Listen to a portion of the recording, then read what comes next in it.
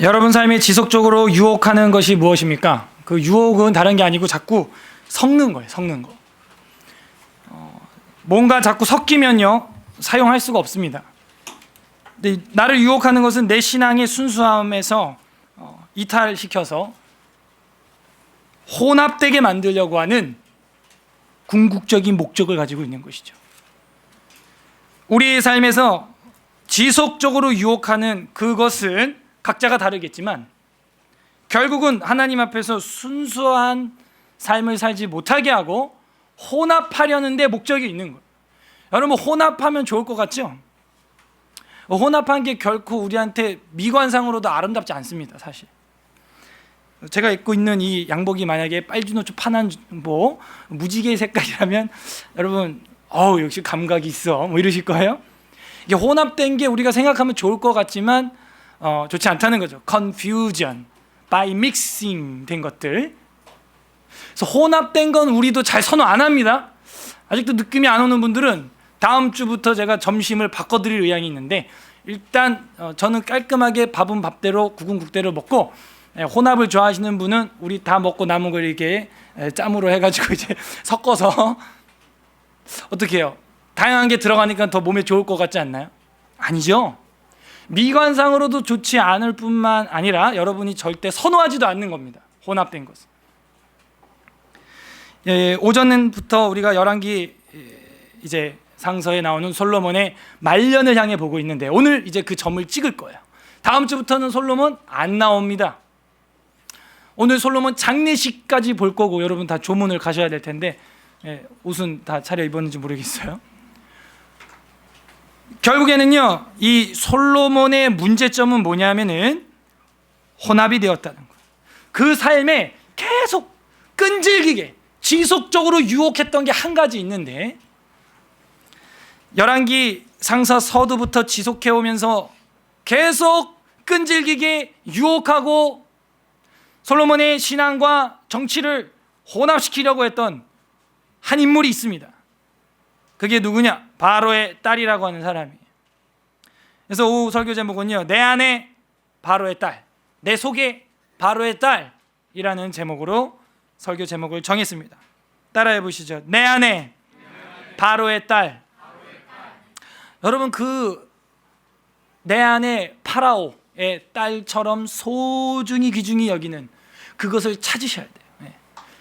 근데 그게 마침내 복이 되지 못하고 독이 되거든요.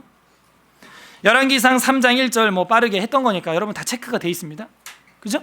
3장 1절에 보게 되면은 솔로몬이 애굽의 왕 바로와 더불어 혼인 관계를 맺어 누구를 줘요? 그의 딸을 맞이하고. 그래서 솔로몬 정치 잘했다 못했다? 잘했다. 바로 왕이 자기 딸을 이방 나라 왕자한테 아내로 줘요 안 줘요? 안 준다 그랬잖아요. 그런 일이 없다 그랬잖아요. 신구약 중간사 때도 보면은 고레스의 아들 캄비세스가 이집트 아마시스 파라오한테 그 딸 공주 달라 그랬더니 식모를 보냈다고 얘기했던 거 기억나시죠? 그 정도로 바로의 딸을 이방 나라로 주는 일은 없습니다. 근데 솔로몬이 맞이했다는 것은 그만큼 잘났다는 거죠. 정치도 잘했고 얼굴도 닮았으면 잘생겼겠죠. 꽃미남이었겠죠. 머리도 좋고 부귀영화도 있고 지혜도 있고 뭐. 근데 이 바로의 그의 딸이 문제인 거죠.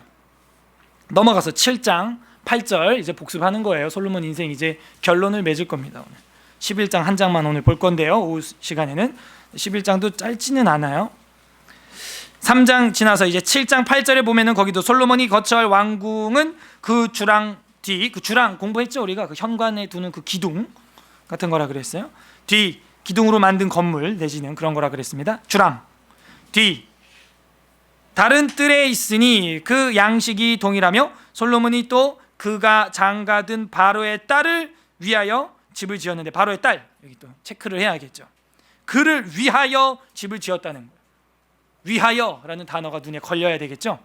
바로의 딸을 위하여 집을 지었다는 거예요. 하나님을 위하여가 아닙니다. 그 다음 9장 24절 우리 아까 봤죠? 9장 24절에 보시면은 바로의 딸이 다윗성에서부터 올라와 솔로몬이 그를 위하여 건축한 궁에 이를 때 솔로몬이 밀로를 건축했다. 이렇게 돼. 바로의 딸과 함께 이제는 같이 사는 그런 모습을 보여주고 있어요. 여기뿐만이 아니고 앞에도 있었죠. 바로의 딸을 시집 보낼 때 게셀이라고 하는 도시를 파라오가 선물로 줬다. 뭐 그런 것도 우리가 읽었었어요. 그래서 바로 왕이 활보하고 있는 모습을 우리가 오전 시간에 확인을 했었습니다. 그리고 방금 읽었던 본문 11장 1절에 보시게 되면은 역시 또 나오죠. 솔로몬 왕이 바로의 딸 외에 이방의 많은 여인을 사랑하였으니 이렇게 나오고 있어요. 여기 또 바로의 딸이라고 나옵니다. 결국에는 그 먹구름같이 찜찜했던 이집트 코드, 그 이집트의 분위기가 열매를 맺고 있어요. 바로의 딸을 통한 이집트의 먹구름이 솔로몬의 정권을 몰락시키기 시작하고 있다는 겁니다. 우리가 11장을 읽기 전에는 별로 그닥 심각하게 안 느낄 수도 있죠. 그냥 뭐 바로의 딸이랑 결혼했고 바로랑 뭐 외교 정책을 잘 펼쳤구나 정도? 별 문제 없지 않나 생각할 수 있는데 결정타가 11장 1절에 지금 나온 거예요. 바로의 딸 외에 이방의 많은 여인을 뭐 했대요? 사랑했다. 이렇게 쓰고 있는 거예요. 그 외에 또 이제 곧 모압과 암몬과 에돔, 시돈 뭐 이런 사람들을 사랑했다 하고 쓰고 있습니다. 그래서 우리가 솔로몬을 보면서 신약 성경 고린도전서에 나오는 말씀을 생각해 볼 수 있는데요. 고린도전서 10장 12절에 이런 말이 나와요.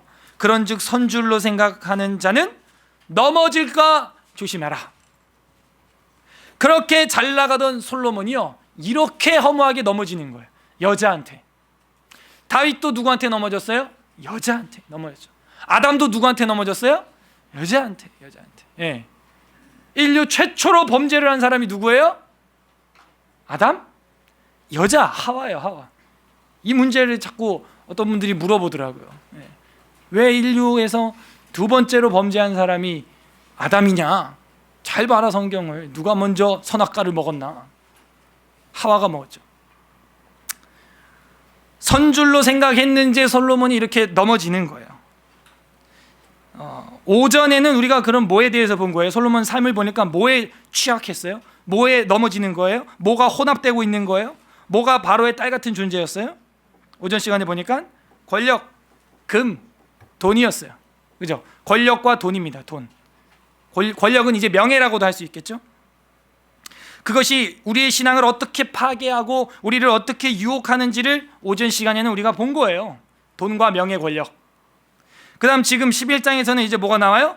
여자가 나오는 거죠. 여자의 유혹이 얼마나 무서운지를 보여주고 있는 거예요. 그래서 문호, 톨스토이라고 하는 사람은 권력과 돈과 여자, 여기다 하나 더 플러스한 건 탐식이에요. 탐식. 먹는 거. 이것도 죄라는 거예요. 다 같이 뱃살 한번 잡아봐요. 너 누구냐? 시작. 이게 죄의 결과입니다. 다. 네. 제가 양복 하나를 김남현 전사님 하나 드렸어요. 눈물을 머금고. 제가 정말 좋아하는 양복이고 조끼까지 맞췄던. 그래서 잘 안 입어서 여러분 거의 못 봤을 거예요. 약간 체크 무늬가 들어간 정장인데 어느 날 용길래 입어보려고 그랬더니 허리가 반항을 하고 집을 나가고 막 허리가. 그래서 주면서 기쁜 마음도 있었지만 회개를 많이 했죠. 뱃살에 대한 회개. 탐식, 죄라는 거예요. 그래서 오전 시간과 오후 시간에 이게 내용을 복합으로 우리가 보게 되면 세 가지의 큰 죄가 나오죠. 권력, 명예, 그 다음 돈, 그 다음 여자예요. 이성에 대한. 여자분들은 이제 남자가 될 수 있겠죠. 그것이 그 훌륭한 솔로몬도 넘어뜨리는 거예요. 하물며 우리겠습니까? 제가 목회를 한다 그랬더니 우리가 지금 노숙인 후원을 하고 있는 평강교회 담임 목사님 이현수 목사님이 저한테 딱 세 가지 주의사항을 줍니다. 돈 조심해라 너. 돈. 두 번째, 권력, 명예, 뭐 장, 뭐 노예장, 뭐 총회장, 뭐 이런 장, 뭐 이런 거 자꾸 하려고 하지 말라. 세 번째, 여자 조심해라. 딱 그러는 거야. 그땐 제가 젊을 때였기 때문에 지금도 젊지만 그때 뭐 그런 거 정도야 저는 뭐 확실합니다. 저는 걱정 말라고. 근데 이제 나이를 먹을수록 돈에 대한 유혹, 어떤 자리에 대한 유혹, 사람들 앞에 서는 거에 대한 유혹, 이성에 대한 유혹. 요즘 뭐 SNS 보니까 뭐 광고가 뭐 정상적인 광고가 거의 없어요. 예. 정의를 부르짖는 뉴스 홈페이지도 가면은 광고는 전부 정의롭지 않아. 내가 볼 때 전부 이상한 광고만 뜨고 있어요. 예. 범죄를 조장하는. 그래서 열왕기 상서에 나온 솔로몬의 아름답고 찬란했던 전무후무한 영광이 이 세 가지 3대 죄악으로 삼진아웃으로 무너지는 모습을 우리는 보고 있습니다. 한마디로 찬란하고 영광스러웠던 솔로몬의 통치가 처참하게 몰락하고 파괴되는 모습으로 열왕기서 기자는 솔로몬의 인생을 쓰고 있는 거예요. 11장은 특별히 학자들의 말에 의하면은 고발하는 어투로 히브리어 문법이 되어 있다는 거예요. 고발하는 그런 뉘앙스예요. 했더라, 그랬더라, 그랬다 막 이러면서 잘못했다는 거죠. 솔로몬이 하나님께서 주신 선물을 자신에게 주신 복으로 알았다면 그 선물을 주신 분을 더 큰 복으로 여겼어야 되는데 그 선물을 주신 하나님께 순종하지 못하고 그 선물에서 눈이 멀어 버린 겁니다. 그리고 그 선물에 대해서 순종은커녕 불순종으로 응답하는 배은망덕한 모습이 솔로몬의 말년이었습니다. 이 일을 통해서 솔로몬은 이루 말할 수 없는 죄악의 길로 빠져들게 되는데 우리의 눈을 의심하게 할 만큼 죄를 저질러요. 그게 방금 읽었던 11장입니다. 이제 본문 보겠습니다. 11장 전체가 솔로몬의 쇠퇴와 멸망, 이게 끝이에요. 장제목 다른 게 없어요. 솔로몬의 쇠퇴와 멸망을 보여주고 있는 거예요. 11장 1절에 보겠어요. 솔로몬 왕이 바로의 딸 외에 이방의 많은 여인을 사랑하였으니, 결국에는 바로의 딸 한 명으로 시작했던 것이 어떻게 됐어요? 이방의 많은 여인을 뭐하게 되었어요? 사랑하게 되었다는 거예요. 기억이 안 날 겁니다. 여러분은 하나님을 솔로몬이 뭘 사랑했었는지, 하나님을 얼마나 사랑했었는지 기억이 잘 안 날 수가 있어요. 벌써 몇 주 전 이야기이기 때문에 3장 3절과 지금 읽었던 11장 1절을 비교하면 정확히 수미상관으로 대칭이 딱 됩니다. 열왕기상 3장 3절 한번 다 같이 읽어보겠어요. 3장 3절 시작. 솔로몬이 여호와를 사랑하고 그의 아버지 다윗의 법도를 행하였으나 산당에서 제사를 분양. 네, 솔로몬이 누굴 사랑했대요? 여호와를 사랑함으로 시작을 했는데 지금 돌아와서 11장 1절을 보니까 누굴 사랑하고 있어요? 이방의 많은 여인들을 사랑하고 있는 거예요. 솔로몬 안에 바로의 딸은 여기까지 열매를 맺혔어요. 우리 속에도, 내 안에도 그 바로의 딸 같은 유혹이 있다고요. 혼합물이 있다고요. 이방의 많은 여인을 사랑하였으니 곧 모압과 암몬과 에돔과 시돈과 헷 여인이라. 이방 여자죠. 여호와께서 일찍이 이런 여러 백성하고 이스라엘 자손에게 말씀하시기를 너희는 그들과 서로 통혼하지 말며 그들도 너희와 서로 통혼하지 말라. 그들이 반드시 너희의 마음을 돌려 그들의 신들을 따르게 하리니라 하셨으나 솔로몬이 그들을 사랑하였더라 이러는 거예요. 이거는 모세 때 주셨던 초창기 율법입니다. 이 기본적인 오경에 나온 통혼법에 대한 율법도, 계명도, 율례도, 법도 깨고 있는 거예요 지금. 그래서 우리 젊은 청년들, 우리 학생들 나중에 결혼할 때 되도록이면 믿는 사람이랑 결혼을 해야 되고, 믿지 않은 사람과 교제를 하게 되었을 때는 그 사람이 세례 받고 나서 결혼에 대한 이야기를 카드로 꺼내야 되는 거예요. 그전에는 절대 결혼에 대한 이야기를 하면 안 돼. 그 사람이 세례 받고 회심하고 예수님을 구세주로 영접하기 전까지는. 그러지 않으면은 굉장히 많은 세월을 험악하게 보내게 될 거예요. 고생을 많이 할 겁니다. 그래서 어떻게 사랑했냐가 3절에 나와요. 왕은 후궁이 몇 명? 700명이요.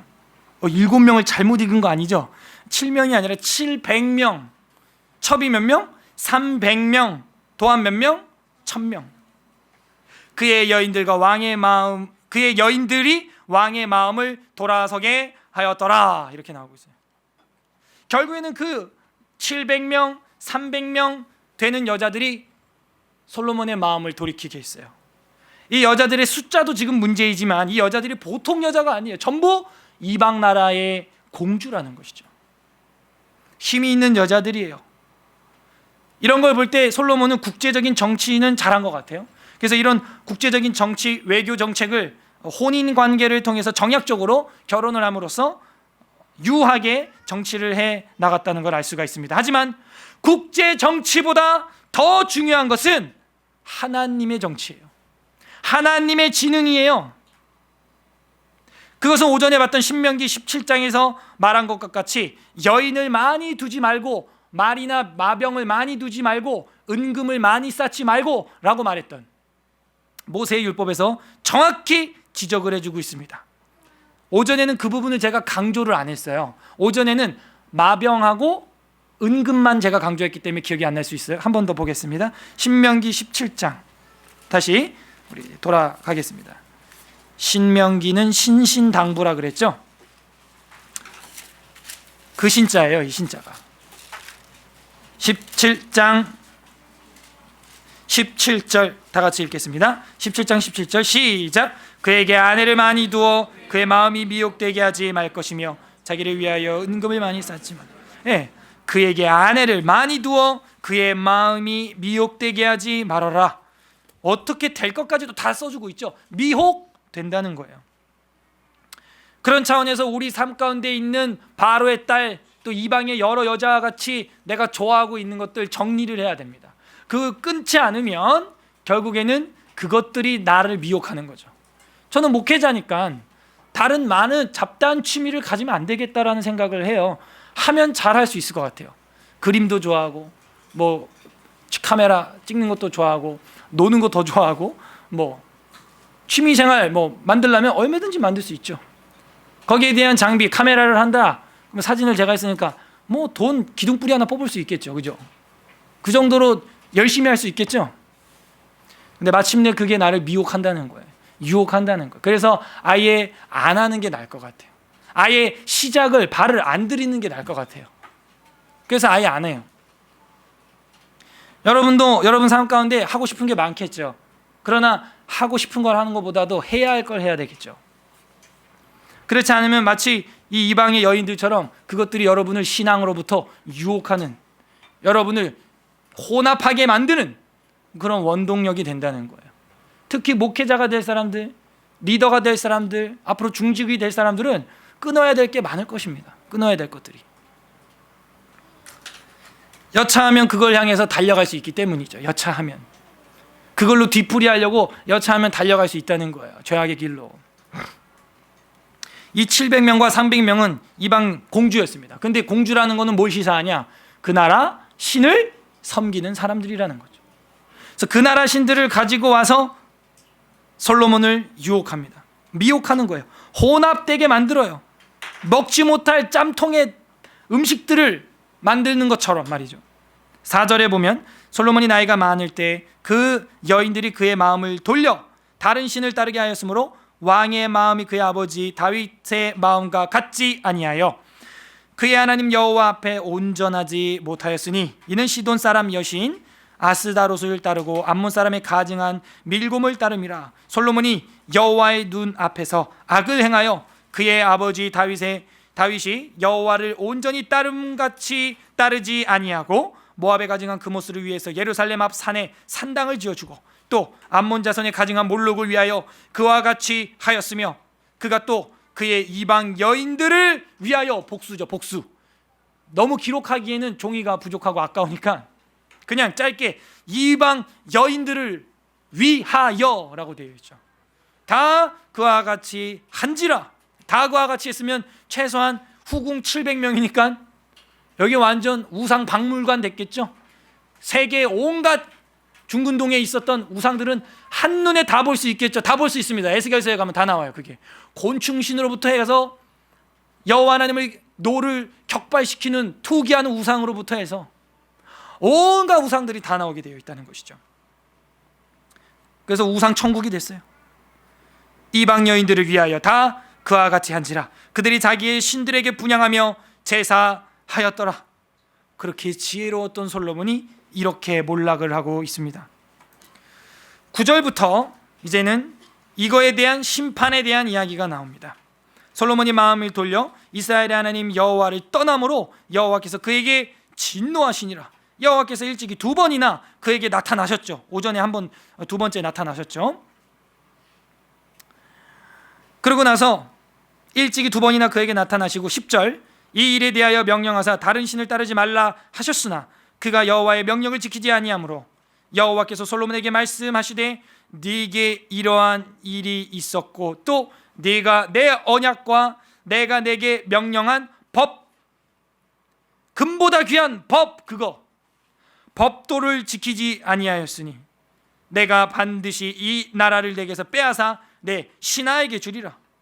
이렇게 하겠다고 오전에 말했었죠. 그죠? 던져버리리라. 뭐 그 기억나요? 예.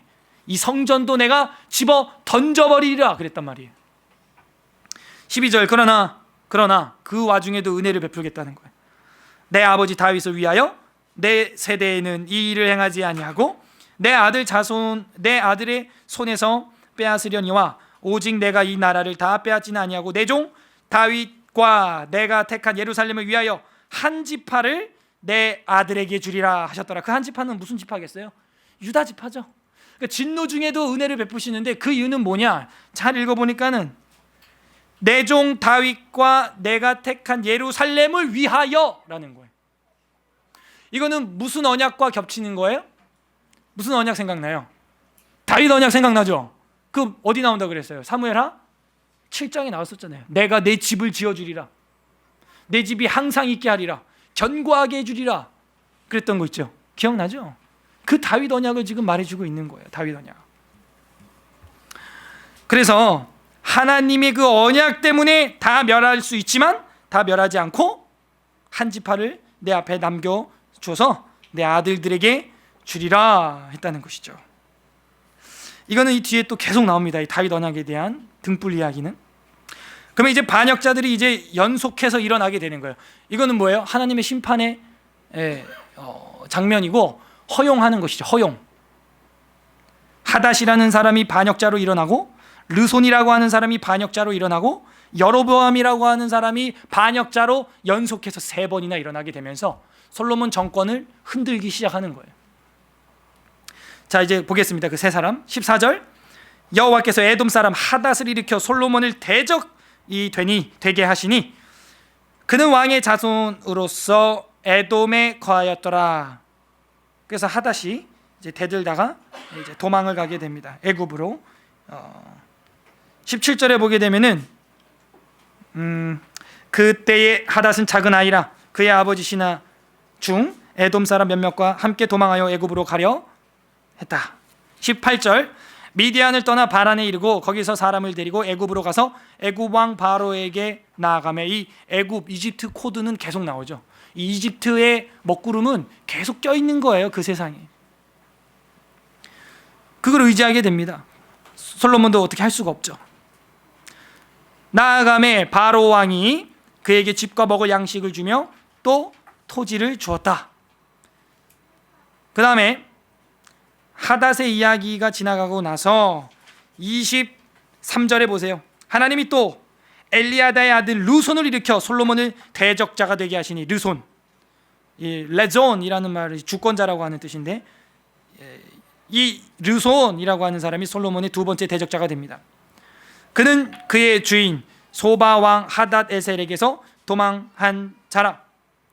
다윗이 소바 사람을 죽일 때 르손이 사람들을 자기의 손을 자기에게 모으고 그 무리의 괴수가 되어 다메섹으로 가서 살다가 거기에서 왕이 되었더라. 솔로몬이 일평생 하닷이 끼친 환난 외에 르손이 수리아 왕이 되어 이스라엘을 대적하고 미워하였더라. 이제 평강, 샬롬이 깨졌죠. 평강 정치는 끝났어요. 그 다음에 세 번째 26절, 솔로몬의 신하 느밧의 아들 여로보암이 또한 손을 들어 왕을 대적하였으니 이는 에브라임 족속인 스레다 사람이요 그의 어머니 이름은 수루아이니 과부더라.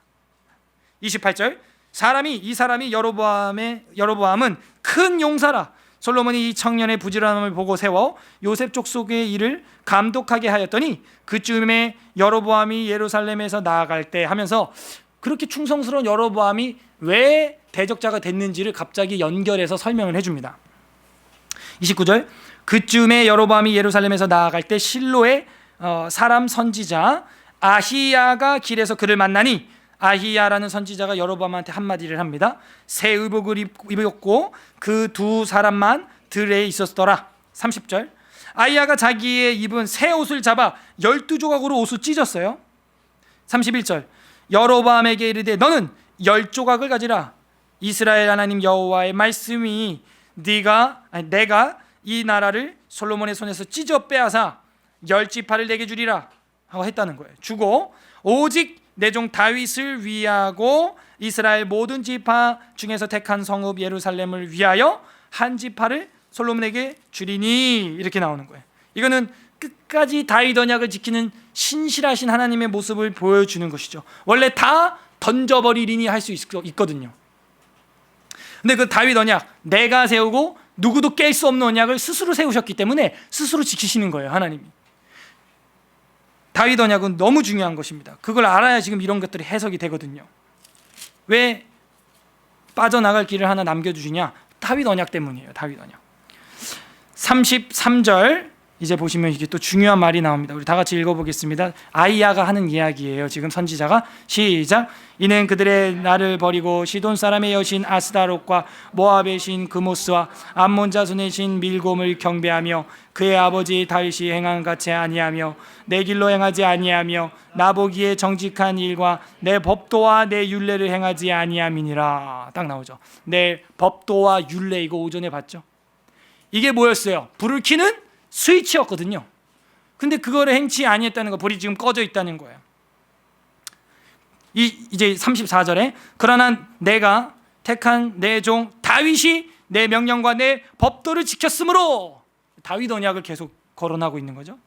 내가 그를 위하여 솔로몬의 생전에는 온 나라를 그 손에서 빼앗지 아니하고 주관하게 하려니와 내가 그의 아들의 손에서 나라를 빼앗아 그 10지파를 너한테, 여로보암 너한테 준다는 거예요. 줄 것이요. 자, 36절도 중요합니다. 이거 우리 체크돼 있죠? 체크 안 돼 있나요? 체크돼 있을 텐데. 11장 36절 너무 중요한 건데. 예, 열왕기 상하서 전체 주제라 그랬어요. 제가 흐름 중에 중요한 단어가 여기 나온다고 했는데 11장 36절 다 같이 읽겠습니다. 시작. 그들의 아들에게 내가 한 지파를 주어서 내가 거기에 내 이름을 두고자 하여 택한 성읍 예루살렘에서 내 종 다윗이 항상 내 앞에 등불을 가지고 있게 하리라. 여기 등불이라는 단어 보이시죠? 등불을 켜주세요. 제가 했던 거 기억나시죠? 근데 여기서 이해가 안 됐던 건 이거죠. 다윗이 항상 내 앞에 등불을 가지게 있게 하리라. 어떻게 다윗이 항상 등불을 가지고 있을 수 있죠? 다윗은 죽었는데? 다윗의 그 언약, 그 율례, 그 법도, 그거를 자자손손 지키면 그 다윗의 등불이 계속 켜져 있다는 거예요. 그 등불은 누구라 그랬어요? 이스라엘의 등불은 누구라 그랬어요? 왕이라 그랬죠. 그 왕들의 등불은 누구라 그랬어요? 여호와 하나님이라 그랬잖아요. 여호와 하나님. 근데 이걸 볼 때 항상 그 등불을 하나님이 켜놓고 싶다는 거는 뭘 보여주냐면요, 그 진정한 등불인 여호와 하나님이 이 세상에 올 것까지도 예시해주고 있는 거예요. 이게 그 진정한 등불이 누구라 그랬어요? 세상에 빛으로 오시는 분이 누구라 그랬어요? 예수 그리스도예요. 나는 세상에 빛이라 이러면서 오죠. 너희도 세상에 빛이라. 그 등불을 말 아래 두지 아니하고 상 위에 두는 거 아니냐. 그래서 다윗이 항상 내 앞에 등불을, 이스라엘에 항상 등불을 켜놓을 수 있는 것은 바로 우리 주님 때문이라는 것을 알 수가 있어요. 성전의 의미도 성전의 가치도 그 등불에 의해서 좌우되는 걸 우리가 다 배웠습니다. 주님이 임하시는 곳은 성전이에요. 주님이 임하시지 않는 곳은 에스라 교회라고 할지라도 성전이 아닌 것입니다. 그건. 그래서 이 36절이 시사하는 것은 바로 예수 그리스도 시대까지를 보여주고 있어요. 항상 내 앞에 등불이 있게 하겠다는 거죠. 항상. 그러려면은 법도와 율례를 지킴으로써 내 안에 바로의 딸, 내 안에 불순물들을 계속해서 거룩하게 걸러내야 했었죠. 그걸 지금 못하고 있으니까 아이야라고 하는 선지자가 여로보암한테 지금 계속해서 예언을 해주고 있는 겁니다. 37절, 내가 너를 취하리니 너는 내 마음에 원하는 대로 다스려 이스라엘 위에 왕이 되되 네가 만일, 여기 또 나옵니다. 38절도 우리가 읽었었어요. 중요해서 네가 만일 내가 명령한 모든 일에 순종하고 내 길로 행하며 내 눈에 합당한 일을 행하며 내 종 다윗이 행함같이 내 율례와 명령을 지키면 내가 너와 함께 있어 내가 다윗을 위하여 세운 것 같이 너를 위하여 견고한 집을 세우고, 다윗 언약 딱 나오지 않습니까? 또 이스라엘을 내게 주리라. 하나님의 율법을 지키고 하나님은 다윗의 집안을 지켜주시고 서로가 지켜주는 사이, 이렇게 지켜주겠다는 거예요. 주리라. 내가 이제 39절, 내가 이로 말미암아 다윗의 자손을 괴롭게 할 것이나 영원히 하지는 아니하리라. 그렇죠? 하셨느니라 한지라. 이러므로 솔로몬이 여로보암을 죽이려 하매, 왜 죽이려 해요? 대적했으니까. 대적. 죽이려 하매 여로보암이 일어나 애굽으로 도망하여, 이거 봐요. 계속해서 이 대적자들이 도망가는 우산으로 쓰는 게 뭐예요? 애굽이에요. 애굽. 이집트 코드가 계속 나오는 거예요. 솔로몬, 너가 그렇게 이집트 의지했지?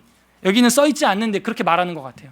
하나님이 너가 그렇게 바로의 딸 이집트, 그렇게 좋은 말들을 얻기 위하여서 이집트로 돌아갔더라, 그렇게 의지했지? 그래, 그 이집트에게 한번 당해봐. 이거예요. 당해봐. 토사구팽이죠. 진짜 오히려 당하는 거예요. 이집트 코드한테. 이집트 먹구름에게 휩싸이고 있는 거예요. 솔로몬도. 그래서 여로보암을 죽이려고 했더니 여로보암이 애굽으로 도망하여 애굽 왕 시삭에게 이르러 솔로몬이 죽기까지 애굽에 있으니라. 그리고 나서 솔로몬 장례식이 펼쳐집니다. 41절에 보시죠. 솔로몬의 남은 사적과 그의 행한 모든 일과 그의 지혜는 솔로몬의 실록, 행장이라고 옛날에 되어 있었을 텐데요. 행적. 솔로몬의 실록에 기록되지 아니하였느냐. 왕의 그 실록을 말하는 거예요. 기록물들. 거기에도 기록이 되어 있다는 거예요. 솔로몬이 예루살렘에서 온 이스라엘을 다스린 날수가 40년이라. 솔로몬이 그의 조상들과 함께 잠에 죽었다는 얘기죠. 그의 아버지 다윗의 성읍에서 장사되고 그의 아들 르호보암이 대신하여 왕이 되니라 하면서 이 르호보암이라고 하는 아들 때 나라가 두 쪽 나고 열지파를 빼앗기고 하는 걸 보여주겠다는 거예요. 그게 이제 12장인데, 그래서 이제 이 12장은 다음 주에 우리가 볼 겁니다. 12장에서 12가 생겨서 찢어집니다. 남북으로. 근데 솔로몬의 인생을 우리가 조명해 보면서 배울 교훈들은 너무나 많이 있어요.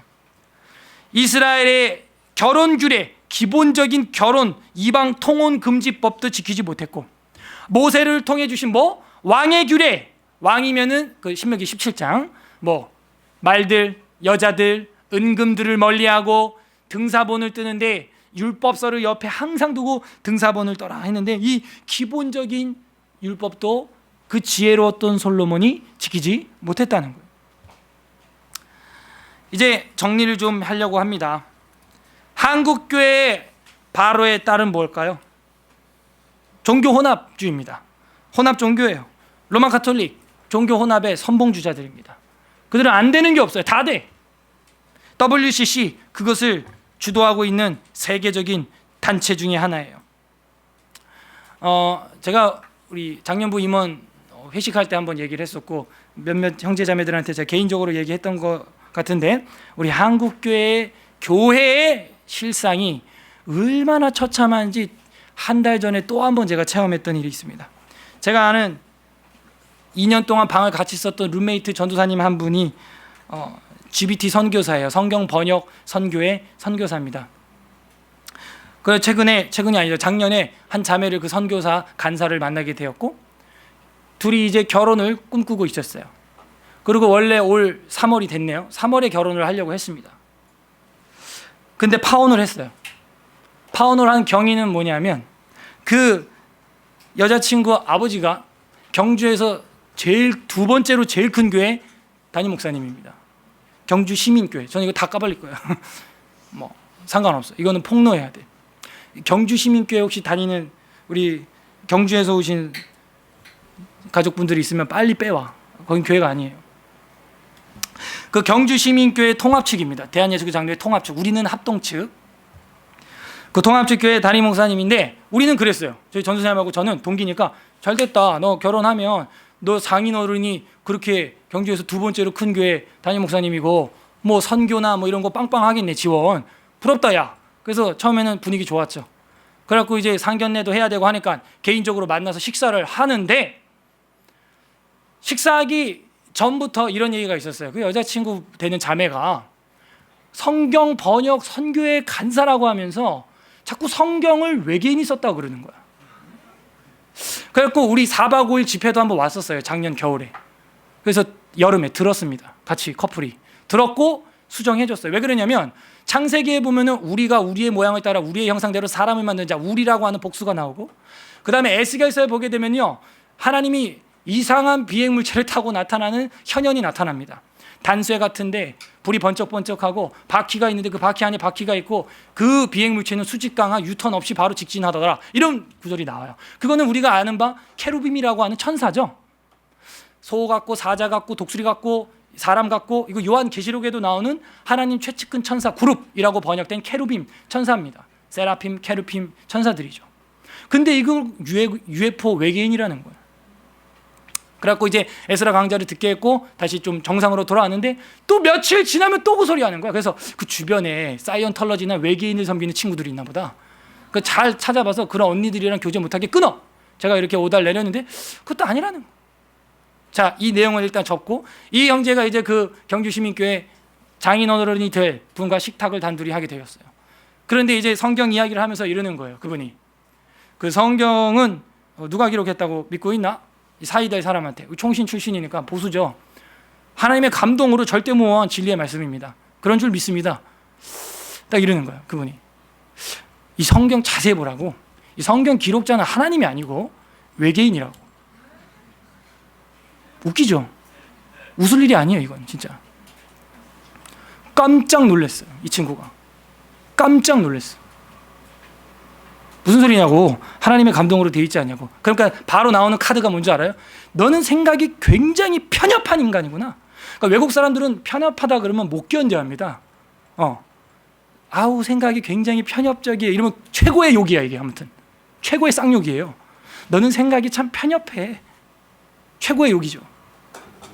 그 말을 딱 하는 거예요. 왜냐면 이분도 해외 유학파 박사님이시거든. 신학. 야, 근데 뭐 편협하거나 말거나 이 친구는 칼이거든요. 예. 그래서 딱 그 밥상을 뒤집어 엎으려다가 참고 이제 바로 그 자매한테 얘기를 한 다음에 너 자꾸 그렇게 믿냐 그랬더니 그렇다는. 그러면 끝이다. 우리 눈물을 머금고 헤어졌어요. 헤어져야지 어떡합니까? 사모가 외계인 신앙인인데. 저희 집사람이 외계인 믿는다 그러면 여러분 어떻게 할 거예요?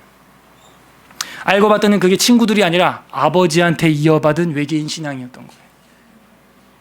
그런데 그분이 엑츠 교수입니다. 신학교 교수예요. 그리고 제가 화가 나가지고 야 그러면 그 통합측 대한예수교 장로회 통합측 이단대책위원회 고발을 해가지고 총회 재판을 받게 해버려라. 그랬더니 안 된대. 왜 안 되냐?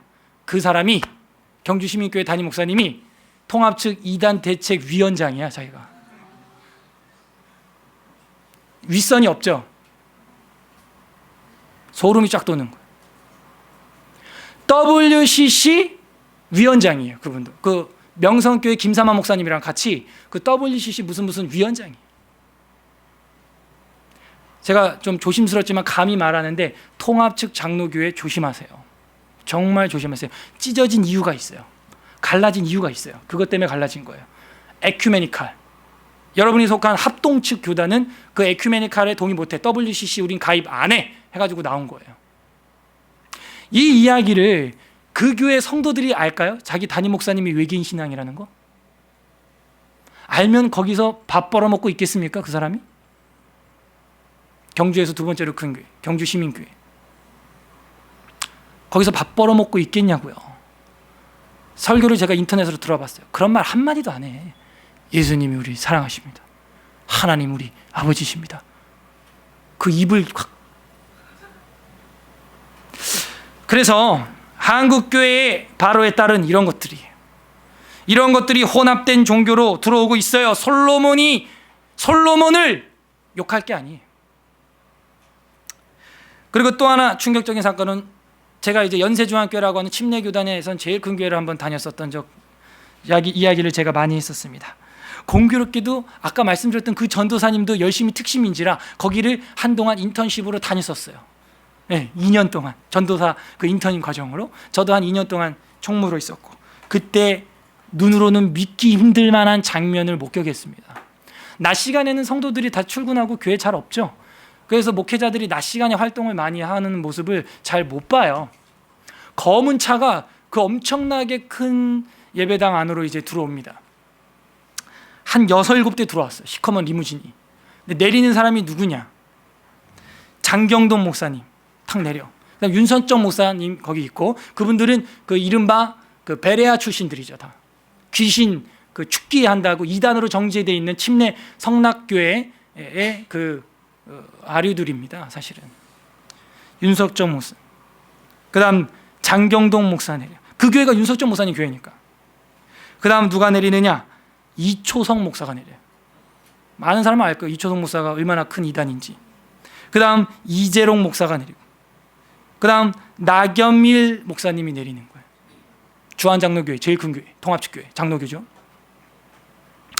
그 다음 마지막 내리는 사람이 대박이었는데, 마지막 내린 그 사람을 향해서 다 같이 고개를 숙여서 선생님 안녕하십니까 라고 인사를 했는데, 그 마지막 내린 사람이 성락교회 김기동 목사예요. 우리 집사님 말고 이제 죄송합니다. 자꾸 이름이 겹쳐서 여러분 오해하시는데, 우리 교회는 좋은 김 목사님이란다. 김 집사님이고, 저쪽에 동명이인의 그 김기동 목사라고 하는 이단이 있어요. 귀신론으로 한국교회에서는 정제가 되어 있는 사람입니다. 여러분 부모님이 믿지 않고 죽으면 귀신이 돼서 여러분을 괴롭힌다고 하는 말도 안 되는 뭐 이런 이론들을 만든다든지, 뭐 그래서 예배 시간마다 축기를 하고 막 귀신아 떠나가라 막 이러면서, 그런 교회 가보니까 귀신 더 들리고 뭐 이래요. 정통이라는 이단을 봐요. 정통이라는 혼합주의, 정통이라는 외계인 신앙인들을 봅니다. 눈을 믿을 수가 없어요. 성도들이 알 턱이 있나? 절대 모르지. 절대 모르죠. 우리 교회, 우리 한국교회 곳곳에 은밀하게 먹구름처럼 들어온 바로의 딸이 있다는 거예요. 개인적으로는 내 안에, 여러분 개인 안에 계속해서 먹구름처럼 유혹이 들어오는 바로의 딸 있다는 것입니다. 법이라는 것은 우리를 보호하기 위함이에요. 그래서 법이 중요한 겁니다. 하나님의 법도와 율례는 그래서 생명과 직결되어 있는 거예요. 이거는. 그런 교회 다니고 있는 친척, 일가, 가족들이 있다면 빨리 빼내와요. 교회가 아니에요. 거기. 사실 법은 우리를 죽이는 것이 아니라 살리는 것이라는 것을 알 수 있고, 살리는 쪽으로는 엄격해도 좋다는 것을 우리는 인정해야 됩니다. 교회 헌법도 우리를 살리기 위해서 조금은 엄격해 보이죠. 오늘 제가 주보에 실어드렸던 교회에 우리 대한예수 장로회 총회 헌법 예배 모범 1장과 2장을 실었는데, 읽을 때 어떤 느낌이 들어요? 조금은 딱딱한 느낌이 들죠. 그러나 동의하실 겁니다. 다 맞다. 심지어 여기 보면요, 이런 말도 있죠. 2장 교회 예배 의식에 대해서 2번에 보면, 마지막 건데 2장 2번에 보면, 예배 시간에는 모든 사람이 엄숙한 태도와 떠들지 마, 이런 얘기죠. 공경하는 마음으로 예배하고, 목사가 낭독하는 인증하는 성경밖에 다른 것을 읽지 마, 전부 하지 마 이런 거죠. 귓속말 하지 마, 거기 조용해. 귓속말 하지 말래, 여기 써 있잖아, 그죠? 귓속말이나 출입하는 자에게 인사나 곁눈질이나. 그래서 제가 아까 오전 예배 시간에 차 빼주세요 이러고 나왔는데, 제가 집중하세요 그랬잖아요. 누가 차를 빼라든 말든 내 차 아니면, 곁눈질이나 졸음이나 웃거나 그 밖에 모든 합당치 못한 행동을 일체하지 말 것이요. 이게 참 저는 감동인데 우리 교회가 하고 있어서 알게 모르게 어린아이들은 부모가 데리고 있는 것이 좋으니 한 가족이 하나님의 집에 같이 모여 앉는 것이 가장 마땅하며. 근데 오늘 한국교회는 어떻게 돼 있어요? 주일학교대로, 애들은 애들대로, 청년대로, 어른대로. 이상적인 교회 아니에요. 이상적인 교육이 아니에요. 마땅하며 유년 예배회로 따로 모일 때는 당회원, 부장집사님, 우리 교회는 아직 없는데요, 부장집사님, 당회원이 반드시 출석 인도하라. 요거 지금 하나만 읽어봐도 여러분 공감하십니까? 동의하십니까? 동의되죠? 아멘이 그냥 절로 나오죠? 성경도 아닌데. 그러니까 우리 믿음의 선조들이 이거를 신학과 성경을 힘도 있게 연구하고 문화와 예의와 법도와 예절을 공부하셨던 그분들이 다 이 헌법으로 만든 거예요. 이제 시리즈로 이제 실어보려고 합니다. 그래서 결국에는 위에 나왔던 1장 주일에 대한 것도 그렇고 이게 여러분을 옥죄어서 여러분을 꼼짝달싹 못하게 하려는 것이 아니라 살리기 위해서라는 것이죠. 그래서 교회 헌법도 우리를 살리기 위해서 조금은 엄격할 수 있어요. 여러분, 우리나라가 이번 주에 엄청난 일을 했죠. 간통죄는 위헌이라고 판결을 내렸고 우리나라는 간통죄로 형사들이 영장을 들고 조사할 수 없는 나라가 됐습니다. 이제 예를 들어 여러분이 결혼을 했어요. 우리 학생들이, 청년들이. 그런데 여러분 결혼한 배우자가 지금 다른 연이란다. 죄송해요. 다른 여자 밑에 니은하고 놈이죠. 놈하고 바람을 피고 있어요. 이때 경찰에게 신고하면 옛날에는 지난주만 해도 이 경찰이 들어가서 꼼짝 마라 해가지고 증거 인멸하고 증거 이거 다 압수하고 막 해가지고 탁 간통죄 해가지고 징역살이를 딱 형사 처벌을 할 수 있었는데요. 이제 그게 안 돼. 저 문이 잠겨 있는 호텔을 내가 못 열어요. 경찰도 못 열어요 이제. 그래서 이제 뜨는 게 뭐냐? 명탐정 코난 뭐 이런 이제 탐정 회사나 이제 이런 데 의뢰를 해가지고 내가 캐내고 이거를 이제 민법으로 고소를 해서 위자료 받는 게 전부입니다. 이제 이혼 도장 찍고 위자료도 뭐 얼마 많냐? 3천만 원, 뭐 15,000만 원밖에 안 돼. 그래서 이제는 위자료를 뭐 억대로 올려야 된다. 이제 이런 의견을 제기하고 있죠. 법을 왜 이런 식으로 만들까? 왜 이런 간통죄를? 여러분 미국만 해도요 30개의 주가 아직도 간통죄가 있어요. 그걸로 형사 이걸 할 수 있습니다. 없앤 주도 있지만. 근데 우리나라는 다 없잖아요. 통째로 없애버린 거예요. 그러면 여러분 생각할 때 간통죄가 줄어들 것 같아요? 그 왜 그렇게 했냐? 개인의 성적 취향의 자유를 침해할 수 없다는 거예요. 와우. 할렐루야입니까 형제들?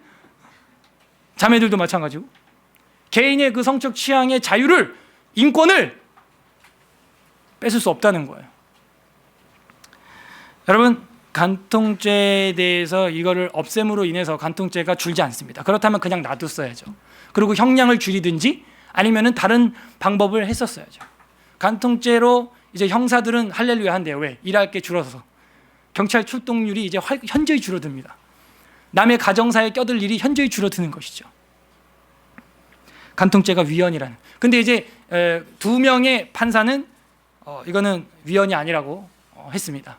왜냐하면 이걸 없애면은 건전한 결혼 생활이 이제 더 많이 흔들리게 될 것이고 가정을 더 많이 우리가 지키지 못하는 결과를 얻게 될 것이다 하는 거죠. 근데 이게 UN 미래 보고서하고 지금 딱 맞아떨어지지 않습니까 또? 그죠? 예. 앞으로 결혼 제도는 별 의미가 없어지는, 남녀가 그냥 즐기고 헤어지고 끝나는. 그래서 여러분 간통 저지르는 배우자를 잡으려면요 여러분이 가서 잡아야 돼 이제. 여러분이 잡거나 킬러를 사주하거나 그렇게 해가지고 이제 민법으로 소송을 걸어가지고 위자료 뜯는 게 답니다. 그냥 저쪽 상대방이 도장 찍어 이러면 끝이에요. 옛날에는 넌 형사처벌 받아서 콩밥 좀 먹어봐야 돼 막. 이게 안 돼요 이제. 그렇다고 해서 여러분 간통을 저질러도 방이 많은 대한민국이 됐다는 얘기가 아니에요. 그거 저지르면요 민법으로 처벌을 받게 돼 있습니다. 민법으로. 예.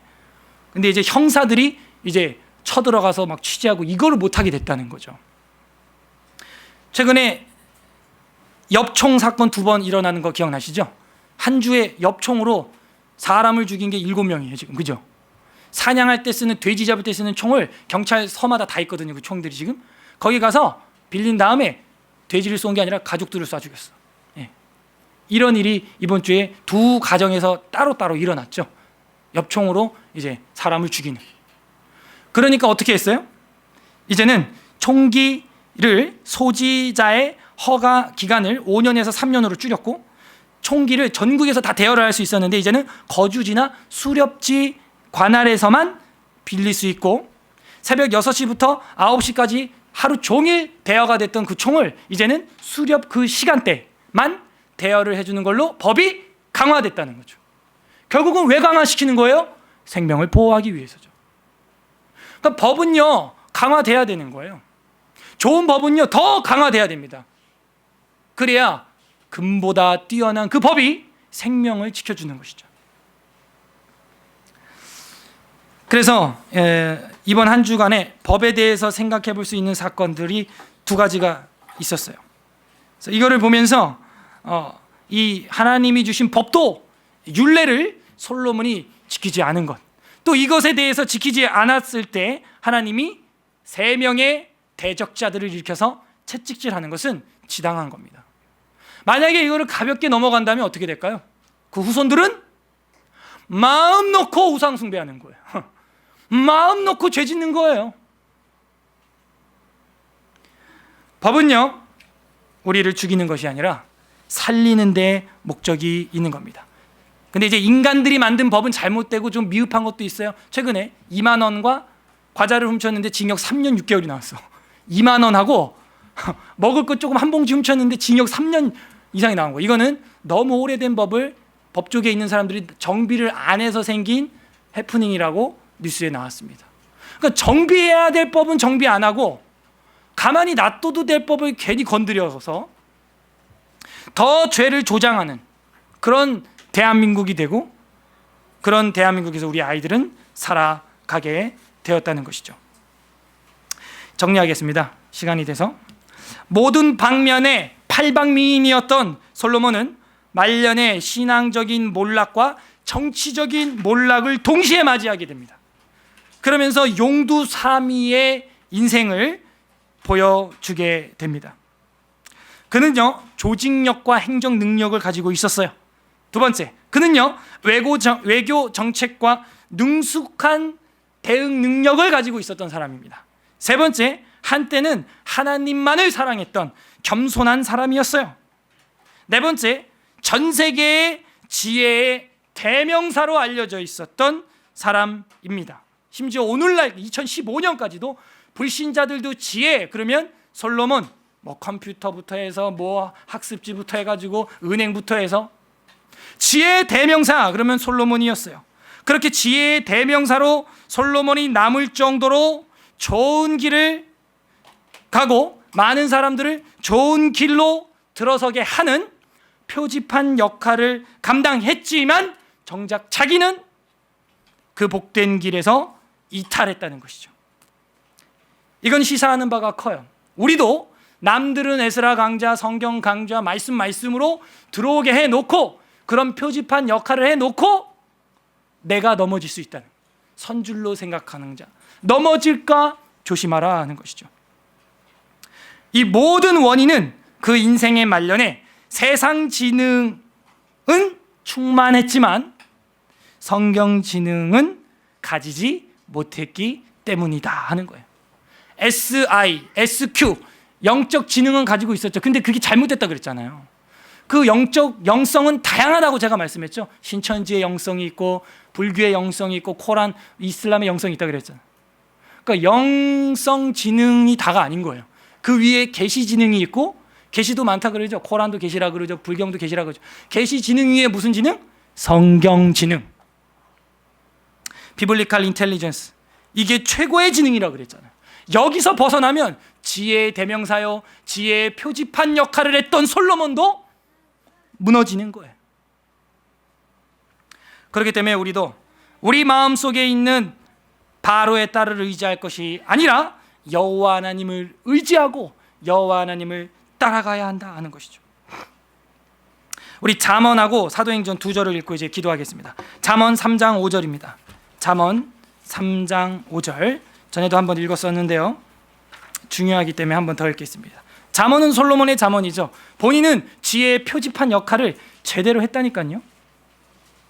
3장 5절 913페이지 다 같이 읽겠습니다. 잠언 3장 5절 시작. 너는 마음을 다하여 여호와를 신뢰하고 내 명철을 의지하지 말라. 이것이 답인 거예요.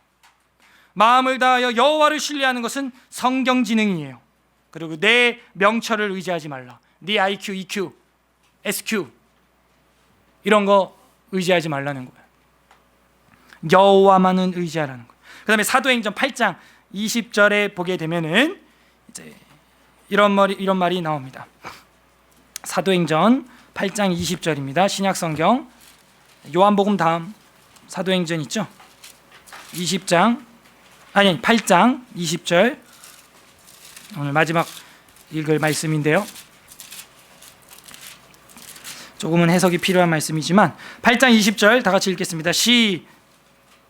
베드로가 이르되 네가 하나님의 선물을 돈 주고 산 줄로 생각하였으니 내 은과 내가 함께 망할지어다.